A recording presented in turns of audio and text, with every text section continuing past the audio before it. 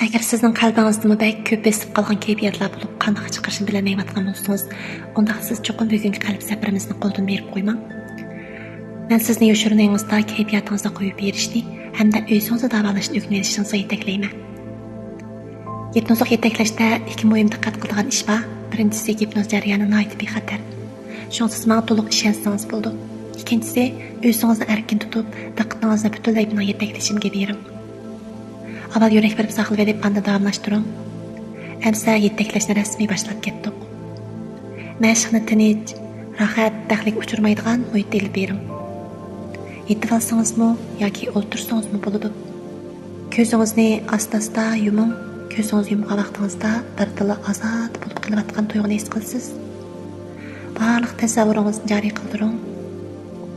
Hozir ko'z oldingizda Hasan Husandek nurlar chaqnab turganligini tasavvur qiling. Bu nurlar cho'qqingizdan badningizga kirishga boshladi.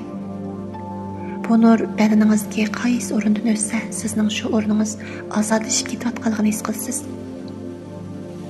Rangdor nur yuzingizga singib kirib, yuz qismingizni bo'shashtirdi. Davomli tuvanga qarab yiqib, bo'yin umurtqangiz va nuyringizni ozodlashtirdi.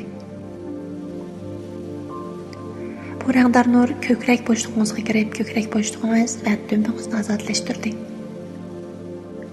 Bu nur davomli tuvanga qarab yiqib, qo'rsaqning tuvangi qismi va oshqozon uchaylaringiz, bel umurtqangiz va quyruq umurtqangizgacha ozodlashtirdi. Rangdor nur put qo'llaringizgacha kengayib, ikki qo'lingiz va ikki putingizni ozodlashtirdi. Bu nur butun badningizda to'liq aylanib, butun badningizni ozodlashtirgandan keyin putingizning ostidan badningizga barliq qarg'inliq, besimlarni elib chiqib ketayotganligini his qiling. Hozir siz intayin ozoda, intayin rohat. Endi bu nur oldingizda bir xil rangli darvozaga aylandi. Bu darvozaning qanday rangda ekanligini tafsili ko'rsatib yiqing. Men 3 sanayman, siz o'zingizning usul bo'yicha darvozadan kirsangiz bo'ldi. Darvozaning keyinda bir parcha rangdor o'rmonlik bor bo'lib, sizni rohat va bexatar his qildirdi. 1, 2, 3.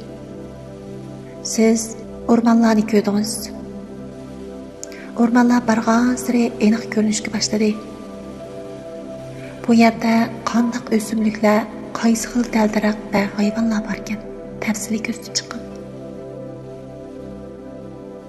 Siz o'rmonlikda erkin ozod holatda izdansangiz bo'ladi. Bu yer nihoyat bexatar. Putingiz ostidagi to'pa intayin yumshoq. Har bir qadam mangsangiz bargan sari yeniklab qolganligingizni his qilasiz. Endi siz o'rmonlikdagi diqqatingizni jalb qiladigan bir tub daraxtni deb chiqing. Uni topgandan keyin uning qanday aloyidligi borligi, qanday rangda ekanligini tafsili ko'rsating. Ayt yaxshi. Siz bu daraxtni topdingiz. Siz daraxt yo'lida bir daraxt kamirni ko'ra olasiz. Bu daraxt kamiri intayin yo'g'on. Men yana bir qatam 1dan 3 ga sanaganda siz o'zingizning usuli bo'yicha bu daraxt kamiriga kirasiz.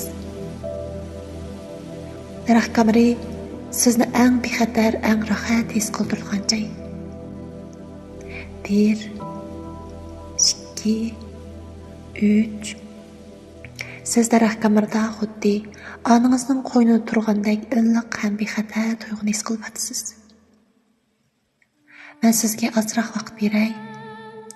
İchingizda uzundan beri qo'yib turolmay besilib qolgan, hech kimga deyolmayotgan barliq uvalchilik va barliq ko'ngilsizliklaringizni butunlay qo'yib bering. Hech kim sizga ta'sir qila olmaydi. Hozir siz xuddi onangizning bag'rida turgandek intayin bexatar.